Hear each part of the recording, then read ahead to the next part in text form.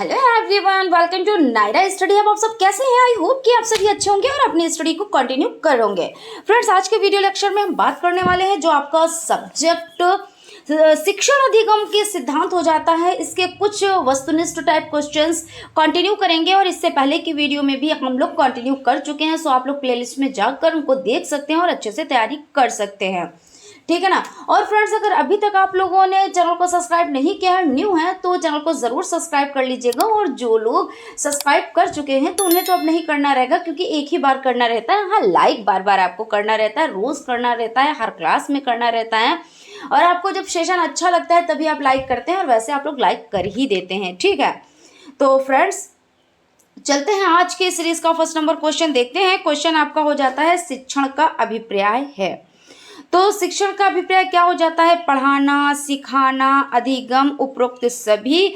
तो यहाँ पे देखिए, शिक्षण का जो अभिप्राय हो जाता है वो हो जाता है पढ़ाना। तो इस तरह से, और वैसे आपका सिखाना और अधिगम, अधिगम का मतलब क्या होता है? लर्निंग, है ना। और सिखाना और अधिगम एक ही चीज होती है। उसके बाद आपका हो जाता है शिक्षण का संबंध नहीं है। किससे नहीं है? तो शिक्षक से, विद्यार्थी से, पाठ्यपुस्तक से, इनमें से कोई नहीं। तो भाई शिक्षण का संबंध नहीं है। तो सबसे पहले आप है किससे वो देख ले, ठीक है। नहीं वाला आप इस तरह से सॉल्व क्या कीजिए कि नहीं पे आप गोला बना दें, और उसके बाद जो पहले सही है उन पे आप टिक कर लें कि भाई शिक्षक के बिना शिक्षण कैसे हो सकता है। विद्यार्थी नहीं होगा तो आप सिखाएंगे किसको, और पाठ्य पुस्तक नहीं होगी तो आप किससे सीखेंगे। ये सब तीन चीज़ें तो बहुत ही ज़रूरी हो जाती हैं, है ना। तो जब ये ज़रूरी हो जाती है तो इनको हमने काट दिया, यानी क्योंकि यहाँ पे गलत चीज़ पूछी जा रही है, तो इनमें से कोई नहीं, यही आपका राइट आंसर हो जाता है। उसके बाद आपका क्वेश्चन है शिक्षण पुनर्बलन की आवश्यकताओं का क्रम है। किसका कथन है? बीएफ स्किनर, रायबर्न, क्लार्क और रस्क। किसका है? तो बीएफ स्किनर हो जाते हैं। और इस तरह के क्वेश्चंस बहुत आते हैं जब जो परिभाषाएं पूछी जाती है कि ये परिभाषा किसके अनुसार है। इस तरह के शिक्षण सीखने के लिए दी जाने वाली प्रेरणा, निर्देशन एवं प्रोत्साहन है। किसकी परिभाषा है? Thomson, N L. Gage, Burton, John Brubacher. तो इसमें आपका जो आंसर हो जाता है वो बर्टन हो जाता है। शिक्षण प्रक्रिया में स्तंभ यानी पोल कितने होते हैं? तो 1, 3, 4 या 5।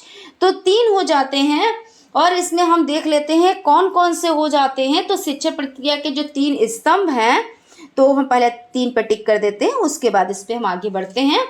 तो सबसे पहले हो जाता है शिक्षक। कौन हो जाता है? तो भाई शिक्षक हो जाता है, बहुत ही ज़रूरी है। भाई शिक्षक नहीं होंगे तो बच्चों को कौन पढ़ाएगा, और बच्चे ही नहीं होंगे यानी विद्यार्थी ही नहीं होंगे तो पढ़ेगा कौन, है ना। पढ़ेगा कौन। और प्रबंधन, भाई प्रबंधन भी बहुत ज़रूरी है, क्योंकि अगर प्रबंधन नहीं है, अच्छे ढंग से प्रबंधन ना किया गया हो, तो क्या बच्चे पढ़ पाएंगे। तो ये 3 हो जाते हैं। उसके बाद है शिक्षण होता है सुनियोजित, प्रेरणात्मक, सुझावात्मक, उपरोक्त सभी। तो सुनियोजित हो जाता है। उसके बाद है शिक्षक के समकक्ष शिक्षण में समस्या होती है। कैसे? शिक्षण माध्यम की समस्या, सहशिक्षा भिन्नता, व्यक्तिक भिन्नता, उपरोक्त सभी। तो इसमें उपरोक्त सभी यानी कि द ऑप्शन राइट हो जाता है। अब क्वेश्चन आपका हो जाता है अपव्यय एवं अवरोधन संबंधित है। तो किससे संबंधित है? पाठ्यक्रम से, विद्यालय से, विद्यार्थियों से या समाज से। तो सबसे पहले अपव्यय और अवरोधन के बारे में जानते हैं। उसके बाद हम लोग जो ऑप्शन होगा यानी राइट ऑप्शन होगा उस पर टिक करेंगे। तो इसमें समझ लेते हैं कि अपव्यय कहते किसको हैं। तो अपव्यय से तात्पर्य हो जाता है कि प्राथमिक शिक्षा पूरी होने से पहले बालकों को विद्यालय की किसी भी कक्षा से हटा लेना, यानी 1 साल का टाइम होता है ना एक कक्षा में, और उससे पहले ही बच्चे को हटा लेना, ये क्या हो जाता है? ये अपव्यय हो जाता है। और अवरोधन का मतलब ये होता है कि 1 से ज़्यादा वर्षों तक एक ही कक्षा में बच्चा रह रहा है। इसकी भी वजह होती हैं, ये किस वजह से होता है, इन सभी चीज़ों पर हम लोग डिटेल में डिस्कस करेंगे। यहाँ पे थोड़ा सा ही हम लोग डिस्कस करेंगे, उसके बाद डिटेल में डिस्कस करेंगे, ठीक है। तो अवरोधन का मतलब क्या हो जाता है कि एक बच्चा है वो 1 साल से ज़्यादा एक क्लास में है तो वो अवरोधन हो जाता है। तो अपव्यय अवरोधन किससे संबंधित है? तो आपको पता हो गया कि भाई विद्यार्थियों से ही, क्योंकि विद्यार्थी ही तो या तो 1 साल से पहले वो क्लास निकल जाए किसी वजह से, और या अवरोधन है तो 1 साल से ज़्यादा वहाँ पे रहें। तो ये हो जाता है साविद्या या विमुक्तीय शिक्षा का उद्देश्य किस विचारधारा का मानना है, तो आदर्शवादी, प्रकृतिवादी, प्रयोजनवादी, अस्तित्ववादी। तो इसमें आदर्शवादी हो जाता है। ब्लूम के द्वारा प्रतिपादित शिक्षण उद्देश्य है ज्ञानात्मक, क्रियात्मक, भावात्मक, तो ये सभी हो जाते हैं। उसके बाद नेक्स्ट क्वेश्चन की तरफ चलते हैं। नेक्स्ट क्वेश्चन आपका हो जाता है पाठ्य वस्तु विश्लेषण विधि में प्रयुक्त होता है, तो लिखित संप्रेषण, मौखिक संप्रेषण, और बा दोनों या इनमें से कोई नहीं, और बा यानी लिखित संप्रेषण भी और मौखिक संप्रेषण भी, तो बिल्कुल सही है। तो इसलिए सा ऑप्शन आपका राइट हो जाता है। कक्षा में संप्रेषण का माध्यम होता है, संप्रेषण यानी कम्युनिकेशन, है ना। तो मुख्य माध्यम, हार्डवेयर उपकरण, पुस्तकें, मुख्य माध्यम व हार्डवेयर उपकरण, ये सभी हो जाते हैं। कक्षा में संप्रेषण का प्रारूप होता है, कैसा होता है, शाब्दिक संप्रेषण, अशाब्दिक संप्रेषण, शाब्दिक एवं अशाब्दिक संप्रेषण या लिखित संप्रेषण। तो शाब्दिक एवं अशाब्दिक संप्रेषण हो जाता है, यानी कि इसका ऑप्शन आपका राइट है। अशाब्दिक संप्रेषण का आंकलन किया जाता है फ्लेंडर्स की प्रविधि से, ओवर की प्रविधि से, ग्लोबी की प्रविधि से या उक्त सभी से, तो यहाँ पे ग्लोबी की प्रविधि हो जाता है। शिक्षण प्रक्रिया के पक्ष हैं, तो क्या है, तो शिक्षार्थी हो जाता है, शिक्षक हो जाता है और पाठ्यवस्तु हो जाती है। उक्त सभी ही क्यों होगा, क्योंकि जब शिक्षक नहीं होंगे तो शिक्षा देगा कौन, और अगर शिक्षार्थी नहीं होंगे तो शिक्षा लेगा कौन, और पाठ्य वस्तु नहीं होगी तो शिक्षा दी कैसे जाएगी, यानी तीनों चीज़ें सही हैं। तो इसलिए आपका द ऑप्शन राइट हो जाता है। दार्शनिक सिद्धांत का प्रतिपादन किया, तो किसने किया, ब्रूनर ने किया, ब्यूस्मथ ने किया, फ्लेंडर्स ने किया, सुकरात ने किया, तो सुकरात हो जाते हैं। शिक्षक किस प्रकार का व्यवहार करते हैं, वे वैसा व्यवहार क्यों करते हैं तथा उस व्यवहार का क्या प्रभाव होता है, कथन है। स्मिथ का, गेज का, ब्रूनर का, कार्लिंगर का, तो इसमें गेज हो जाते हैं, यानी कि बा ऑप्शन आपका राइट है। ज्ञात से अज्ञात की ओर सूत्र की ओर सबसे पहले यानी किसने ध्यान आकर्षित किया या सबसे पहले किसने ध्यान दिया, तो स्पेंसर हो जाते हैं, हर्बर्ट हो जाते हैं, ड्यूई हो जाते हैं या प्लेटो हो जाते हैं। तो इसमें आपका हर्बर्ट स्पेंसर, ठीक है। तो इसमें यानी ज्ञात से अज्ञात की ओर का मतलब ये हो जाता है। यहाँ पे एक चीज़ और देख लेते हैं, स्पेंसर और हर्बर्ट, जबकि हर्बर्ट स्पेंसर को माना जाता है। तो आप लोग गूगल कर लीजिएगा, अच्छे से समझ लीजिएगा। वैसे शिक्षण सूत्रों का जनक माना जाता है हर्बर्ट स्पेंसर को। तो अज्ञात से अज्ञात यानी ज्ञात यानी जो चीज़ें हमें पता होती हैं, और जो चीज़ें नहीं पता होती हैं उसकी तरफ जाना। तो यही सूत्र तो बेस्ट है ना, क्योंकि जैसे कक्षा में हम जाते हैं तो सबसे पहले अध्यापक हमसे क्या पूछते हैं, यही कि तुम्हारा नाम क्या है, किस जगह से आए, यानी ये सभी चीज़ें हमें पता होती हैं। फिर वो अपने जो वहाँ पे पढ़ाया जाता है, जो भी सिलेबस होता है, हम जिस क्लास में हैं, जिस कक्षा में हैं, उसके सिलेबस के अकॉर्डिंग बताते हैं, है ना। तो जो चीज़ हमें पता है उस वहाँ से स्टार्ट होगी बात, और बाद में जो चीज़ हमें नहीं पता होगी वहाँ तक पहुँचेंगे। यानी जैसे मान लीजिए एक एग्जाम्पल हम आपको और दे देते हैं।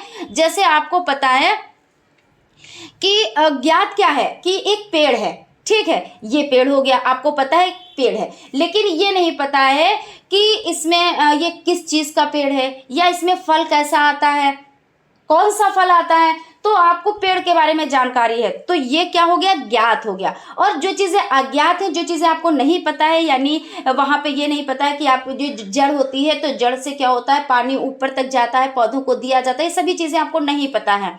और ये जड़ का और भी काम होता है, ये पेड़ को खड़ा रखता है, पौधे को खड़ा रखता है, यानी जड़ जो है वो खड़ी रखती है, इस तरह से आप कह सकते हो। तो ये अज्ञात चीज़ें हैं जो बच्चे को नहीं पता होती हैं।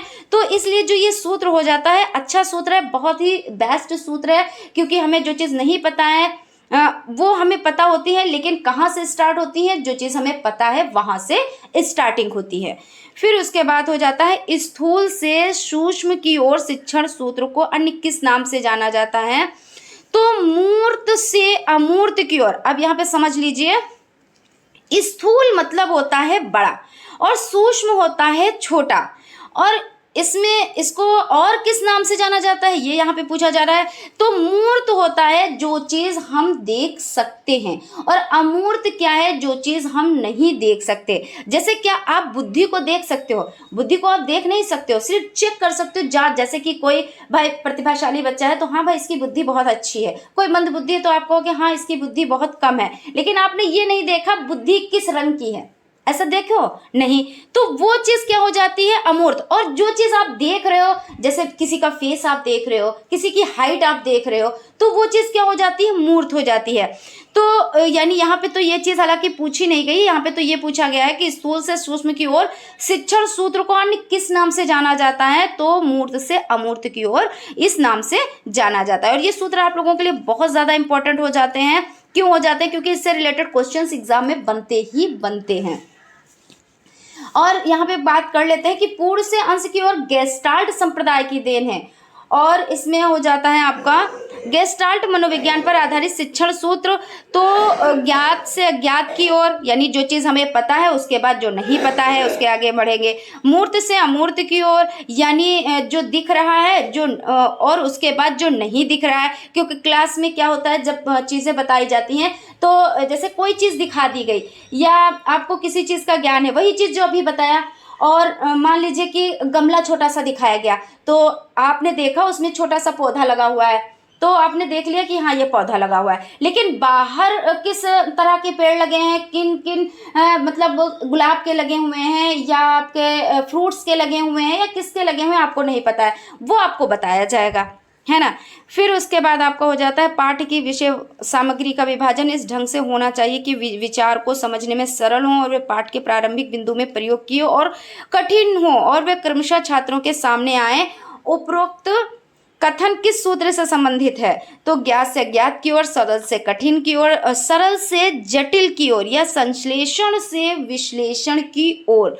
तो इसमें आपका हो जाता है सरल से जटिल की ओर, वही कि हमें सरल जो चीज़ें सरल है। ऐसा स्कूल में तो भाई होता है कि बच्चे को जो चीज़ सरल लगती है पहले वो बताई जाती है, लगती क्या सरल चीज़ें ही बताई जाती है। ऐसा नहीं है कि कक्षा 2 का बच्चा है और आपने उसको अर्थ के फार्मूले आपने रटवा दिए या हाई स्कूल की चीज़ें आपने बता दी, ऐसा तो आप नहीं कर सकते हो ना। या बहुत हाई लेवल का आपने उसको सवाल करवा दिया, तो ऐसा तो आप नहीं कर सकते हो, क्योंकि आपको तो आता है, क्योंकि आप शिक्षक हो। आप क्या हाई स्कूल क्या इंटर क्या BA BSc BCom और भी बहुत सी चीज़ें आप बच्चों को बता सकते हो, लेकिन वो रूल नहीं है। रूल ये है कि कक्षा 2 का बच्चा है तो उसी के अकॉर्डिंग उसके माइंड को मद्देनजर रखते हुए आपको चीज़ें बतानी है। उसको अगर वर्णमाला का ज्ञान देना है तो वर्णमाला का ही ज्ञान देना है। ऐसा नहीं है कि आपको बहुत ज़्यादा डीप में जाना है, ऐसा कुछ भी नहीं है। तो सरल से जटिल की ओर, तो पहले आप सरल चीज़ें बताएंगे, बच्चे को छोटा बड़ा सिखाएंगे, फिर पाई मात्राओं का ज्ञान देंगे। फिर कोई चीज़ अगर मैथ में बतानी है, जैसे मान लीजिए नापने की है, तो पहले आप उसको ये नहीं बताएंगे कि ये स्केल है और उसके बाद इसमें ये सेंटीमीटर होते हैं, ये इंचेस होते हैं, ये इतने फुट होते हैं। अभी नहीं, आप अभी हथेली से उसको नापना बताएंगे कि अच्छा इतनी बड़ी चीज़ है। आप हथेली ऐसे करेंगे कहेंगे अच्छा इतनी बड़ी कोई चीज़ है, या उंगली करेंगे ऐसे उंगली दिखाएंगे कहेंगे अच्छा इतनी बड़ी कोई चीज़ है। तो बच्चा हाँ देखेगा कि हाँ मैम या सर इतनी ही बड़ी चीज़ है। फिर आप उसको नापेंगे, लेकिन वो वहाँ पे भी वो चीज़ है, इंच और 2 इंच का फ़र्क रहता है, क्योंकि वो एक अंदाज़ा है। और जो चीज़ स्केल से नापेंगे वो चीज़ परफेक्ट होगी। फिर जब ये बच्चा ये सीख जाएगा कि हाँ ये इतना बड़ा है, ये इतनी, फिर आप नापना सिखाओ कि अच्छा ये हथेली जो है आप इसको नापो, ये कितने सेंटीमीटर की है। तो अब वो बच्चा नापेगा तो 5 सेंटीमीटर 6 सेंटीमीटर जितना भी हो, तो बच्चा नापना भी सीख जाएगा। और अभी आप बच्चे से कहोगे 15 सेंटीमीटर की एक लाइन खींचो, तो क्या बच्चा खींच पाएगा? नहीं खींच पाएगा। पहले आपको उसको सिखाना है और उसके बाद उससे आपको कराना है वर्क। तो यानी सरल से आप जटिल की ओर जाएंगे, ये चीज हो जाती है। और एक चीज यहाँ पे है संश्लेषण से विश्लेषण की ओर। तो संश्लेषण का मतलब क्या होता है, यानी अगर ट्रिक से याद किया जाए तो आप संश्लेषण कैसे लिखेंगे, सा से संश्लेषण, संश्लेषण, और सा से ही शामिल करना होता है। भाई बहुत चीज़ों को हमने शामिल कर लिया, तो ट्रिक आप ऐसे समझे, बड़ा कंफ्यूजन होता है संश्लेषण और विश्लेषण में। तो संश्लेषण यानी शामिल करना, यानी बहुत सी चीज़ों को हमने इकट्ठा कर लिया। तो जब इकट्ठा कर लिया तो उसको हमने बहुत सी चीज़ों को जोड़ लिया। भाई जोड़ना, इकट्ठा करना, यही चीज़ तो हो गई। यानी अनेक को एक करना, ये क्या हो जाता है, तो संश्लेषण हो जाता है। और अगर विश्लेषण यानी विश्लेषण, विश्लेषण आप कैसे लिखेंगे, तो वा से लिखेंगे, वा में छुट्टी की मात्रा, विश्लेषण।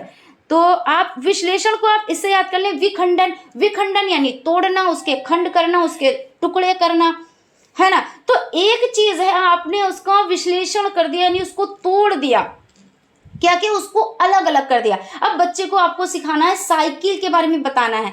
तो पहले क्या थी, साइकिल एक थी, अब उसमें आप अलग अलग चीजें बता रहे हो, ये पैंडल हो जाता है, ये इसका स्टैंड हो जाता है, और भी चीजें हैं, ये यहाँ पे ये बेल लगी होती है। भाई साइकिल में बेल भी तो लगी होती है ना। तो ये सब चीजें आप सिखाएंगे, तो उसके आपने टुकड़े करके बच्चों को समझा दिया। तो यानी एक को आपने अनेक कर दिया।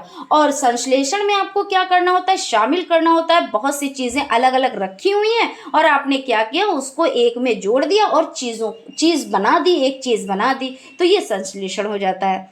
ठीक है। उसके बाद है, किस सूत्र का संबंध आगमन विधि से होता है। ऐसे याद करें, ना से निगमन, ना से नियम, है ना। तो आगमन विधि यानी क्या होगा, विशिष्ट से सामान्य की ओर। और ये कहाँ कैसे चलता है, तो आगमन आपका चलता है, जैसे आपका पहले सूत्र हो जाता है। जैसे आपको एग्जाम्पल टू आपका कैसे रहता है, यहाँ पे हम समझ लेते हैं। एग्जाम्पल यानी नियम, एग्जाम्पल टू, तो यहाँ पे हो जाता है एग्जाम्पल टू, हो जाता है सिद्धांत आगमन विधि में। और निगमन में क्या होता है, पहले सिद्धांत होता है फिर एग्जाम्पल होता है। तो ये चीज ध्यान रखिएगा। तो बा ऑप्शन आपका हो जाता है विशिष्ट से सामान्य की ओर। यहाँ पे क्वेश्चन ये किया गया है कि किस सूत्र का संबंध आगमन विधि से है, तो विशिष्ट से सामान्य की ओर हो जाता है। पूर्ण से अंश की ओर शिक्षण सूत्र का पर्याय सूत्र है, कौन सा है, तो पहले कोई चीज पूरी है और बाद में उसके अंश हैं। तो विश्लेषण से संश्लेषण, यानी यहाँ पे हो जाता है विश्लेषण से संश्लेषण की ओर। ये कर लेते हैं, यहाँ पे द ऑप्शन आपका राइट हो जाता है। बालक को केंद्र मानकर अर्थात बालक की रुचियों के अनुसार शिक्षण सूत्र द्वारा किया जाता है, कौन सा, तो संश्लेषण से विश्लेषण की ओर, सरल से कठिन की ओर, मनोवैज्ञानिक से तर्क संगत की ओर, या ज्ञात से अज्ञात की ओर। तो मनोवैज्ञानिक से तर्क संगत की ओर, यानी सा ऑप्शन आपका राइट हो जाता है। व्याख्यान विधि में छात्र बने रहते हैं, तो व्याख्यान विधि में छात्र कैसे बने रहते हैं, तो निष्क्रिय बने रहते हैं, स्पष्टीकरण युक्ति की विशेषता नहीं है। तो कौन सी विशेषता नहीं है, उपयुक्तता, क्रमता, भाषा, उपरोक्त सभी। तो इसमें नहीं है, यानी इस पर आपने गोला कर लिया, कौन से नहीं, ये सभी नहीं है, तो उपरोक्त सभी हो जाता है। और जो नहीं वाले हों तो आपको पता है किस तरह से सॉल्व करना है, कि उस पर पहले गोला कर लिया, पहले पॉजिटिव देख लिया, जितने पॉजिटिव हैं उस पर टिक गलत के लगा दिए, यानी यहाँ पे गलत पूछा जा रहा है, जो गलत होगा वही सही होगा और जो सही होगा वो गलत होगा। उसके बाद है स्पष्टीकरण युक्ति का प्रयोग किस विषय के लिए विशिष्ट रूप से होता है, तो सामाजिक या विज्ञान या हिंदी या गणित। तो स्पष्टीकरण युक्ति का प्रयोग सामाजिक के लिए होता है। क्वेश्चन है विद्यालय पर्यटन यानी स्कूल ट्रिप सबसे पहले किस शिक्षा शास्त्री की देन है, तो रेमंड की, प्रोफेसर रॉय की, प्लेटो की, पीएन रॉय की। तो यहाँ पे आपका हो जाता है प्रोफेसर रॉय। सन 1960 में शैक्षिक क्षेत्रीय पर्यटन पर शोध कार्य किया doctor Allen, doctor PC Mishra, DV Herbert, doctor Allen, यानी ऑप्शन राइट हो जाता है। पर्यटन सबसे अधिक सहायक है किसमें है, तो भाषा शिक्षण, गणित शिक्षण, संगीत शिक्षण या भूगोल शिक्षण। तो देखिए यहाँ पे आपका जो ऑप्शन भूगोल शिक्षण है तो इस पे आप टिक करेंगे, क्योंकि भूगोल भी जब आप टहल कर, घूम कर, हर एक जगह को देख कर वहाँ के बारे में जानकारी लेंगे तो वो चीज़ें आप स्थायी रहती है, यानी आपको चीज़ें याद रहती हैं। और जो चीज़ें आप जैसे पढ़ रहे हो तो इतनी स्थायी नहीं रहती है जितना आप घूम के चीज़ों को सीखेंगे। और इसी तरह अगर यहाँ पे भूगोल ना होता, यहाँ पे इतिहास हो जाता, सामाजिक अध्ययन, भाई भूगोल सामाजिक अध्ययन में ही तो आता है। तो इतिहास, अब कोई चीज़ है, आपको लाल किले के बारे में जानना है तो आप दिल्ली जाएं, ठीक है, आपको पता हो गया कि लाल किला दिल्ली में है। फिर उसके बाद वहाँ क्या क्या चीज़ें हैं, कैसे बना है, लाल बलुए पत्थर से बना है, किसने बनवाया है, कब बनवाया है, वहाँ की हर एक चीज़ आप देखेंगे, डीपली देखेंगे तो आपको हर एक चीज़ याद रहेगी कि हाँ हम उस रूम में गए थे, वो चीज़ हमने देखी थी, वहाँ पे ये चीज़ रखी थी, वहाँ पे वो चीज़ रखी थी, आपको हर एक चीज़ याद रहेगी। तो ये क्या होता है, ये स्थायी ज्ञान हो जाता है। तो पर्यटन सबसे ज़्यादा ज़रूरी होता है। ऐसा नहीं है कि आप एक ही रूम में बैठे रहें और ज़िंदगी भर उसी में पढ़ते रहें, घूम फिर के भी आपको देखना चाहिए, पर्यटन आपको करना चाहिए, जो कि बहुत ज़रूरी होता है। उसके बाद है, जो कार्य ऊपरी इच्छा से स्वतंत्रता पूर्वक करे वही खेल है। कथन किसका है, तो म्यूलिक का है, रॉयबर्न का है, थॉमसन का है, क्लार्क का है। तो आपका हो जाता है म्यूलिक। खेल विधि के लिए आवश्यक है स्वतंत्रता, रचनात्मकता, मानसिक शक्तियों का कौशल और उपरोक्त सभी। तो स्वतंत्रता, भाई खेल विधि है तो उसमें स्वतंत्रता तो चाहिए होती है। अब उसमें आपने बाउंडेशन बना दिया कि नहीं इस तरह से नहीं खेलना, आपको उस तरह से खेलना, तो उसमें आज़ादी तो नहीं हुई। और जब आज़ादी नहीं हुई तो बच्चा अपने आप से फिर एक्टिविटी क्या करेगा, है ना, उसको एकदम फ्री छोड़ देना चाहिए। फिर रचनात्मक यानी क्रिएटिविटी, वो क्रिएटिविटी कर रहा है। फिर उसके बाद मानसिक शक्तियों का कौशल, ये हो जाता है, यानी सभी हो जाते हैं। फिर है, छात्रों में क्रियाशीलता का आंदोलन सर्वप्रथम किसने किया, तो रूसो, किलपेट्रिक, फ्रोबेल, मॉन्टेस्री। तो आपका 63 नंबर का क्वेश्चन देख लेते हैं, कौन सा हो जाता है, रूसो, है ना, 63 आप हो जाता है रूसो। और उसके बाद है, सामूहिक चर्चा की उच्च स्तरीय शिक्षण विधियां हैं, तो विचार समिति, सम्मेलन, विचार गोष्ठी, उपरोक्त सभी। तो इसमें उपरोक्त सभी हो जाते हैं, यानी सामूहिक चर्चा, विचार समिति में भी, सम्मेलन में भी यही है, और विचार गोष्ठी में भी, यानी द ऑप्शन आपका राइट हो जाता है। बहुश्रेणी शिक्षण विधि संबंधित है किससे, अध्यापकों से, प्रधानाचार्यों से, मॉनिटर से और उपरोक्त सभी से। तो यहाँ पे ये चीज़ समझते हैं कि सबसे पहले जो बहुश्रेणी शिक्षण है, तो शिक्षण की एक से अधिक कक्षाओं के संयोजन की स्थिति को बहुश्रेणी शिक्षण कहा जाता है। और कक्षा में 2 या 2 से ज़्यादा कक्षाओं के बच्चों को एक साथ पढ़ाने के लिए शिक्षक की ज़रूरत होती है। तो शिक्षक की यहाँ पे ज़रूरत होती है बहुश्रेणी में कि भाई 2 क्लास के बच्चे हैं, एक ही क्लास में बिठा के उनको पढ़ाया जा रहा है, तो शिक्षक का तो भाई रोल हो ही गया। और साथ में हेल्प कौन करता है, तो मॉनिटर करता है। बाकी आप लोग इसको गूगल कर लीजिएगा, ठीक है। प्राचीन काल में कौन सी विधि चिकित्सा से संबंधित थी, तो प्रयोग विधि, आगमन विधि, क्रियात्मक विधि, अवलोकन विधि।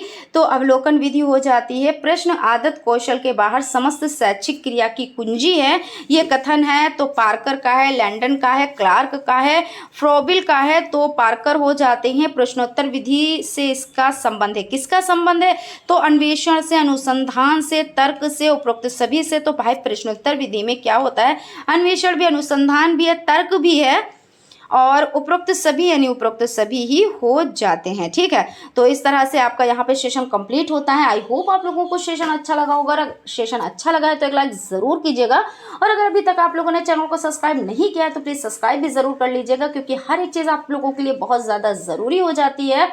और जो आपके पिछले क्लासेस हैं उनको देखने के लिए आपको प्लेलिस्ट में जाना रहेगा, क्योंकि प्लेलिस्ट में जाएंगे तो आपको सीरियल वाइज चीज़ें मिल जाएंगी, और सीरियल वाइज चीज़ें आप देखेंगे तो आपकी तैयारी बहुत अच्छे से हो पाएगी। तो फ्रेंड्स, मिलते हैं नेक्स्ट क्लास में। Thank you.